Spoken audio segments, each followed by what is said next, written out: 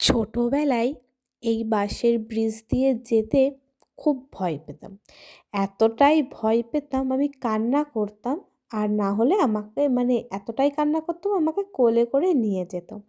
আর আজ সেই বাঁশের ব্রিজ দিয়েই দেখো কী সুন্দর হেঁটে যাচ্ছি, একটুও ভয় লাগে না। তো এই বাঁশের ব্রিজ তোমরা কি চিনতে পেরেছো? আশা করি আমার ভিডিও যারা দেখেছো তারা হয়তো চিনতে পেরেছো।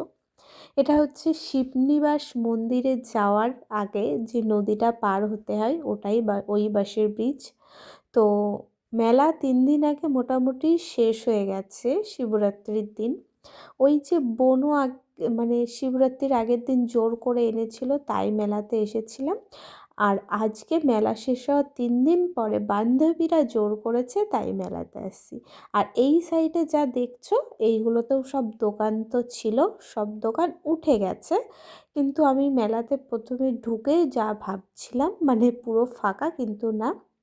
আর আজকে এসেও দেখো মন্দির বন্ধ। মোটামুটি 6:30 কি 7টার মধ্যে মন্দির বন্ধ হয়ে যায়। তো সেখানে আজকেও বাবা মহাদেবের দর্শন পেলাম না। তো কপালে না থাকলে যা হয়। আর এই দিকে তো এখন আসাই হয় না।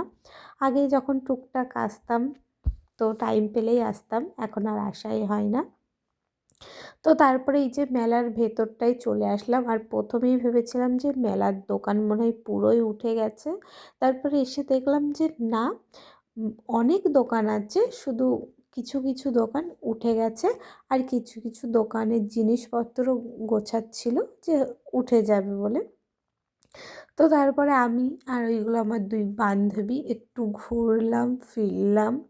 তো তারপর আজকে আসার কারণটাই ছিল, আমার বান্ধবীরা বলছে যে আমি আগের দিন মেলায় ঘুরে এসেছি, এই জিনিস দেখে এসেছি, আজকে আমি কিনবো।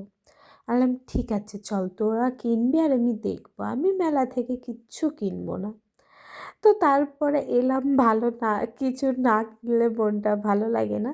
তারপরে এখান থেকে যেতে গিয়ে ওই যে কাপগুলো দেখলাম, তো পছন্দ হলো, নিলাম। কিন্তু আমার কপালটাও যেমন ফাটা, কাপগুলোও তেমন ফাটা। যেই কাপটাই আমার পছন্দ হচ্ছে সেটাই দেখছি একটু না একটু ফাটা আছে। তো যাই হোক, ওই কারণে আর বেশি নিইনি।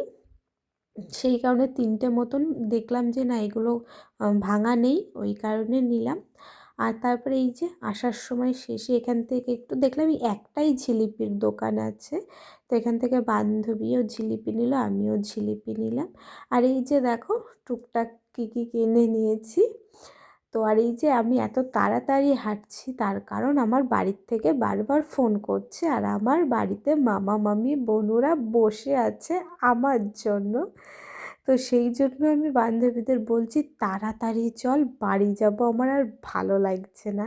তো এক জায়গায় গেলে তাড়াতাড়ি করলে ভালোও লাগে না, কারণ এরা অনেকটা আশা নিয়ে গেছে যে এটা ওটা কিনবে, আর